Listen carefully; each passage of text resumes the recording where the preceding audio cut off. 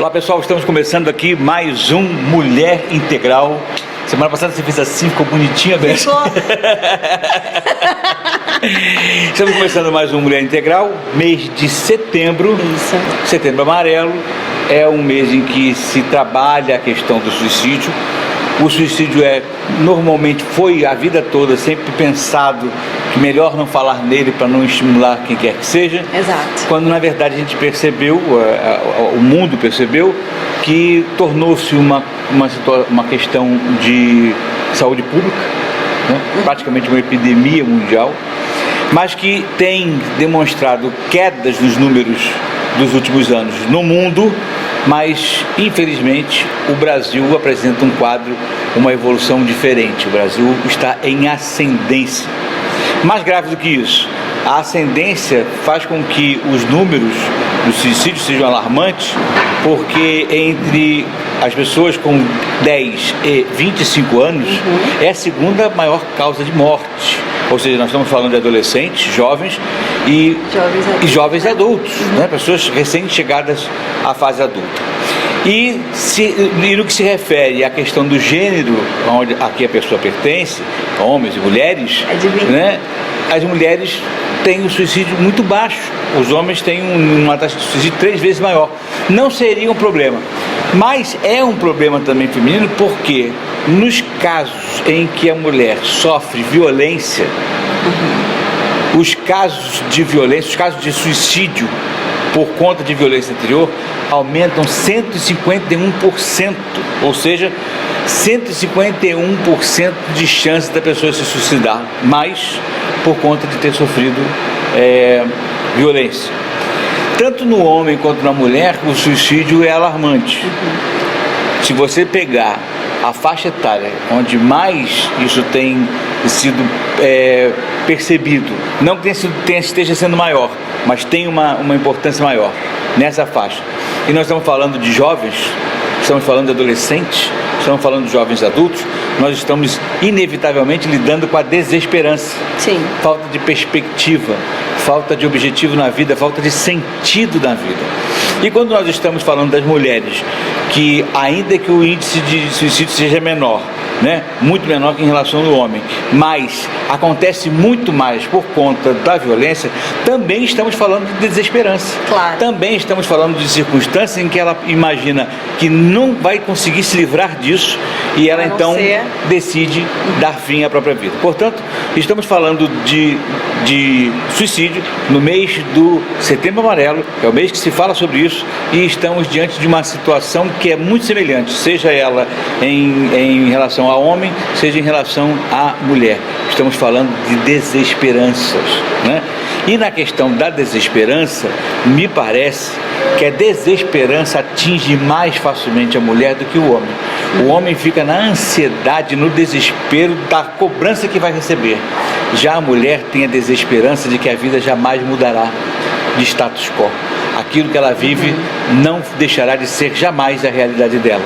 E é a desesperança total. Pela ansiedade da cobrança iminente. Isso aconteceu muito, por exemplo, na quebra, no crash, né, da economia americana, 1929, isso, né, na queda da Bolsa de Nova York. Muita gente pulava porque estava diante de uma falência iminente, mas é porque o camarada tem que dar conta daquilo, vai ficar numa situação ruim, ele prefere a morte a passar pela vergonha que iria passar. Isso acontece muito em países orientais, né? No Japão, por exemplo. A questão da honra, que é a questão da honra, quando o japonês não consegue ser ele tão bom profissional quanto o pai, tem que tomar cuidado, tem que observar que aquele camarada, ele é um suicida em potencial. O homem tem essa vertente, mas essa vertente é outra. A vergonha dele, a preocupação dele com o que ele vai passar é mais forte. Na mulher, a questão é da desesperança. E essa semana nós passamos um programa, um documentário na Rádio Link, um documentário produzido pela Rádio Senado, um excelente documentário. A Rádio Senado permite que a gente faça isso. Passamos esse documentário que se chamava Nada é para Sempre. Também falando da questão da desesperança. Sim. Os depoimentos estão lá, se vocês quiserem, mandem informações para cá, a gente passa de novo esse documentário. O mais interessante é o seguinte: ficou claro, o homem tem a ansiedade da solução e provedor da vida. das condições, das circunstâncias. Aquilo não sendo possível, ele desespera. Mas não é uma desesperança, é um desespero diante da angústia, diante da ansiedade. A mulher tem a sensação de que a vida dela jamais deixará de ser aquela e que ela não tem outro caminho senão dar cabo da própria vida. O que faz com que a mulher, para você falar um pouco, que eu estou falando pra caramba, o que faz com que a mulher tenha tão claro, seja tão desesperançosa diante de uma circunstância que lhe abate? Eu acho que é a questão da perspectiva, né? Não tem como...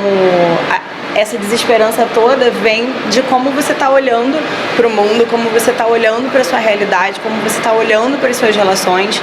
Então, é muito importante a gente observar isso, né? Porque, assim, fatos são fatos. A gente está cansado de ouvir esse tipo de frase, esse tipo de afirmação, mas o quanto que a gente para realmente analisar isso, né? A gente ouve e pensa, tá bom, lugar comum, todo mundo fala isso, e você não se atenta para aquilo. Então, assim, um fato é um fato, a circunstância é uma circunstância. O peso que ela vai ter na sua vida é o peso que você permite que isso tenha, né? Então, assim, a gente tem que cuidar muito da forma como a gente olha para as coisas que estão acontecendo com a gente. Se a gente está olhando para a nossa história, para a nossa realidade, se colocando num papel de vítima, se colocando, assim, ainda mais dor, ainda mais sofrimento naquilo. Eu não estou dizendo que sofreu uma violência doméstica, que sofreu um abuso, seja pelo próprio marido, seja pelo pai, padrasto, seja no trabalho, onde quer que seja. Ninguém está falando aqui que é fácil, que é tranquila e que errado é você que não sabe lidar com isso. A gente não está falando sobre isso. O que a gente está falando é não ignorar essas coisas, né? Olhar para isso que está acontecendo com você, ao invés de ficar sofrendo sozinha, porque o papel da vítima é isso, né? É achar que tudo só acontece com ela, que ela é a pobre coitada, se isola, fica ali porque ela não sabe como sair daquilo, ela não tem coragem, ela sente vergonha, porque tem mulher que acha que isso tudo acontece por culpa dela, né? Então, assim, como é que eu vou falar que eu estou provocando isso na minha vida? Ela se torna vítima e algoz de si mesma. Dela mesma, exatamente. Então, assim, olha com cuidado para as coisas que estão acontecendo com você e começa a analisar, será que eu estou colocando sofrimento demais nisso?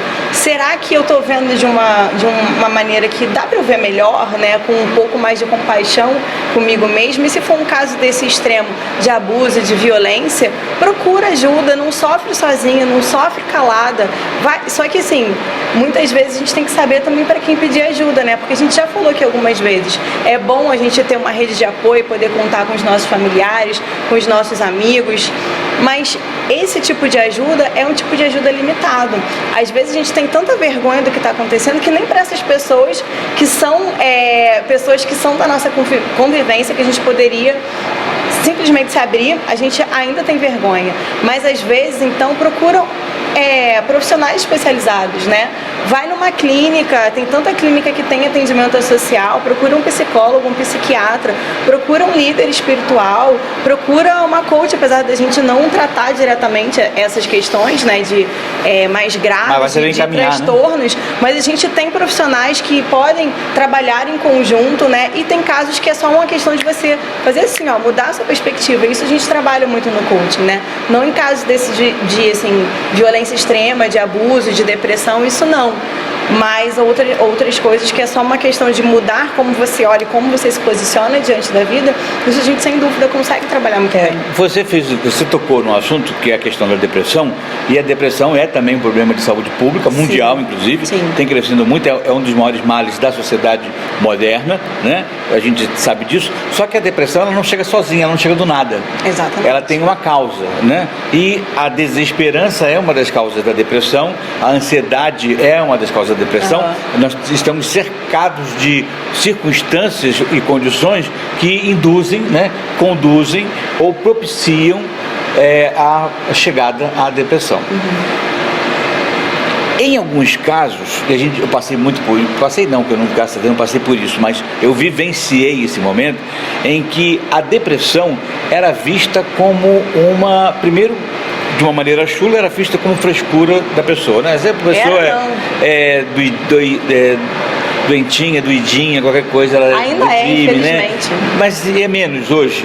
Mas eu vou falar de uma outra coisa que era mais grave antigamente, que graças a Deus também não é mais hoje, é que na igreja, por exemplo, a pessoa deprimida era dita como alguém que não tem o amor de Deus no coração. Não, vamos espiritualmente meter não, o pé na jaca, é a pessoa que está endemoniada. Exatamente, falava-se isso, inclusive, falava-se isso, inclusive. Então, essa visão fez com que muita gente passasse problemas absurdos, horrorosos, né? Tivessem vidas dificílimas, porque não eram sequer tratadas, né? A pessoa botava lá de joelho, orava, expulsava o demônio que fosse e, bom, está curada, vai embora com Deus. O lugar que é onde ela deveria receber o apoio, ela recebe Mas mais isso tudo mudou, pelo menos em termos conceituais. A diferença está em que, ainda que haja um conceito de percepção de que essa realidade não é uma verdade, é apenas uma circunstância, na prática ainda é tratado de uma maneira isolada, porque uma pessoa deprimida é uma pessoa que, segundo os propósitos da apresentação do sucesso da vida cristã, é um demérito. Portanto, aquilo ali é melhor que ele fique de lado, porque senão ele vai depreciar a imagem que eu quero passar de vida cristã, né? E aí a gente deixa de cuidar de quem tem que cuidar para fazer se valer ou fazer valer mais aquilo que aparenta do que aquilo que efetivamente é. E a gente tem que mudar isso.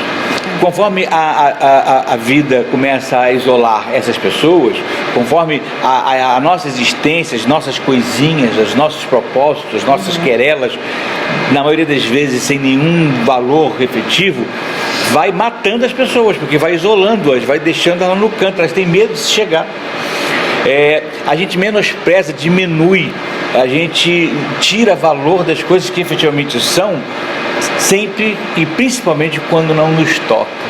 Então, quando a pessoa chega e, pô, tô com um problema, tá legal, bacana, pô, passar na casa, vamos comer um churrasco, e, pô, vamos tomar uma cerveja, isso acaba, ou, não, vamos ali pra igreja, vamos orar, vamos falar de coisa boa e tal, e um abraço, dane-se, pessoa, e daqui a pouco ela começa a pensar assim, pô, melhor não falar nada não, porque vou ser o chato da história. E elas vão se isolando. O homem ainda tem a vantagem de que, como o homem é extremamente pouco observador do problema do outro, os homens se atropelam nas amizades.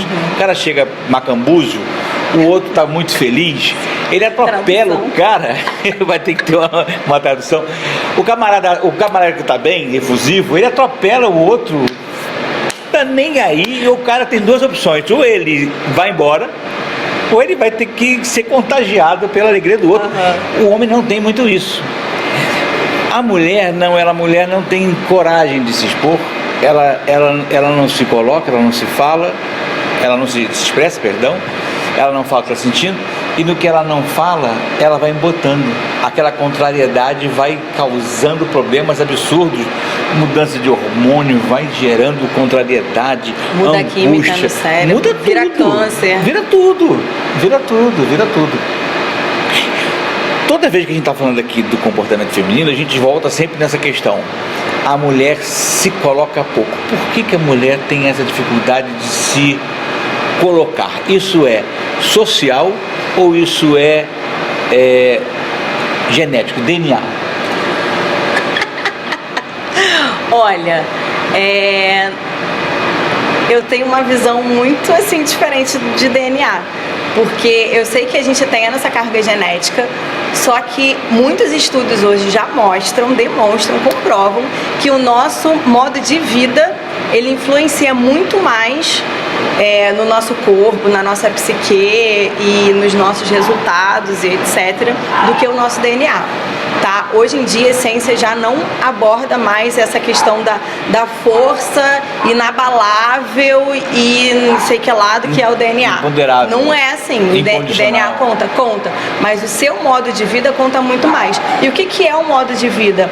É a minha rede de relacionamentos, é o que eu acredito, é a minha religião, é o cuidado que eu tenho com a minha saúde, é a minha alimentação, a minha espiritualidade, o quanto eu nutro bons pensamentos, né? O quanto quanto que eu cuido da minha saúde mental mesmo, o quanto que eu cuido da minha saúde emocional, tudo isso é modo de vida. O trabalho que eu tenho, se ele é um trabalho que está alinhado com a minha essência, com o meu propósito, se é um trabalho que é estressante demais, porque o estresse também é outra questão que hoje em dia está sendo revista, né? Se ele é tão maléfico assim, porque tem um estresse que é positivo, aquele estresse que te dá, né, aquela gana, assim, adrenalina para você ir lá e fazer as coisas, mas o excesso de estresse, isso sim acaba sendo ruim, porque libera muito cortisol, né? Enfim, isso tem um efeito mesmo no nosso corpo.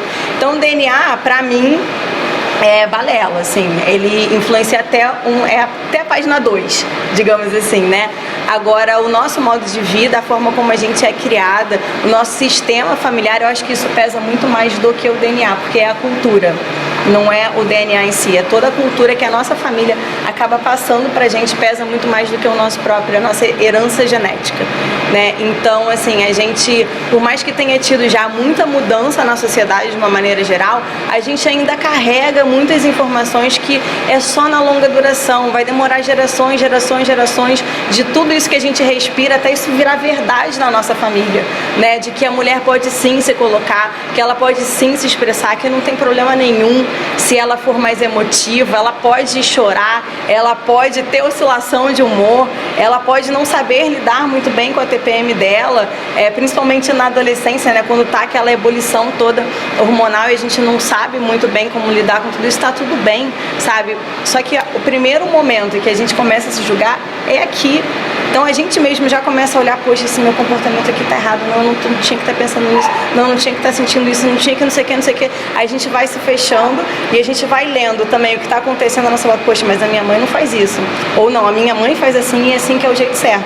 Não, porque minha avó antes, porque minha tia, porque não sei o que. E a gente vai vivendo com toda essa leitura que a gente está fazendo do nosso entorno familiar, das nossas próprias amizades, das outras mulheres que são importantes e que modelam essa ideia que a gente tem do que é ser mulher. Tudo isso acaba influenciando para mim muito mais do que o DNA. E a gente vai aprendendo, ainda que de forma inconsciente, a como se comportar, a como se expressar, ao que pensar, o que não pensar, e a imagem que a gente quer passar para o outro, né? Eu acho que é muito mais um trabalho desse, a gente ter consciência disso, do quanto a gente mesmo se critica, a gente não se aceita e parar para observar que imagem é essa de mulher que eu quero passar para os outros, né? E aí ver que tá tudo bem você não ser perfeita. Quando a mulher, ela vive mais entre outras mulheres, me parece que ela consegue aprender a falar, a se colocar. Eu observo muito, por exemplo, equipes femininas, seja de futebol, seja de basquete, seja de vôlei, elas, como têm esse convívio uma com as outras e elas se sentem pares, elas têm mais liberdade para se colocar. E aí também percebo que quando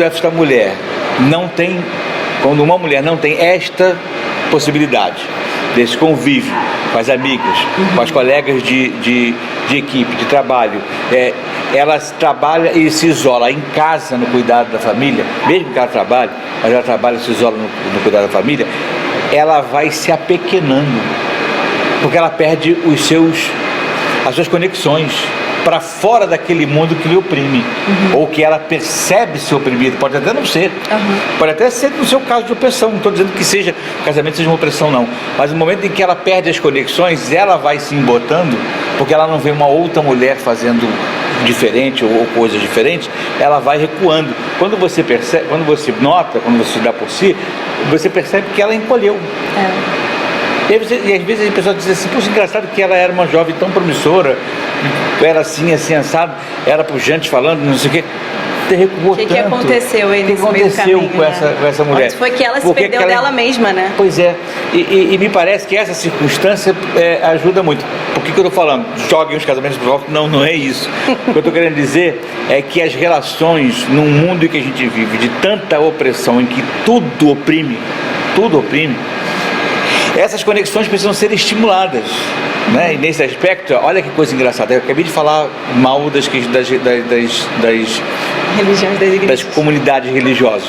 Nesse aspecto, elas vão fazer um bem muito grande se você sabe conviver naquele lugar, porque você vai percebendo outros, até que alguém comece a julgar a outra. E aí o problema, para a gente consertar exatamente essa percepção pode ter distorcida, não está na comunidade, mas está no comportamento que a comunidade vai ter. Claro. Se ela for acolhedora, ela será sempre muito bem-vinda. E o trabalho é espetacular, porque vai trazer para perto e vai dizer, nós somos iguais a você, nós passamos situações iguais, olha, o que você está sentindo também dói em mim, se dói em você, dói em mim, se você pensa assim, eu também penso, você está aí com essa sensação, está diferente, olha, existe vida além dos limites e dos muros da sua casa, aqui a situação é outra, você pode falar o que disser. A partir do momento que essa mesma comunidade tem uma miserável qualquer, um infeliz qualquer, que começa a dizer, aquela ali, não, essa aqui eu conheço ela, só de olhar, meu santo não bateu com ela, coisas do gênero. Esse negócio do santo, Jesus. E aí, ó, tô de olho em você, coisas assim, bom, aí é um câncer. Porque aí uma começa a tomar conta da vida da outra, começa a querer tirar selfies mais felizes que a outra, e aí começa a cuidar de tudo, aquela ali deve estar com problema, não tirou selfie hoje, e aí o negócio desanda, que é um troço horroroso. E aí, essa coisa que desanda começa, aí gera de novo isolamento, o isolamento leva ela para dentro de uma circunstância opressora, e nessa circunstância opressora ela se enche de desesperança e se mata. Então, não sei quanto tempo a gente ainda tem no bloco, desse primeiro bloco, mas para a gente encerrar o primeiro bloco, a gente precisa deixar claro o seguinte: nada é para sempre, nenhuma circunstância é para sempre. Esteja você passando o que for, o seu problema jamais será tão pior do que de qualquer outra pessoa. Todos vivemos o mesmo problema. Todos vivemos problemas iguais, extensões iguais, idênticas. As circunstâncias mudam porque a vida de cada um é vivida num ambiente, num cenário diferente. Mas só muda o endereço, só mudam os atores, as circunstâncias e as questões são as mesmas. Há esperança, há luz no fim do túnel. Não se desespere, não dê cabo da própria vida. Você pode ser resgatada, você pode ser libertada. Nós vamos para um rápido intervalo, nós voltamos já, voltando a falar sobre essa questão. Fica por aí.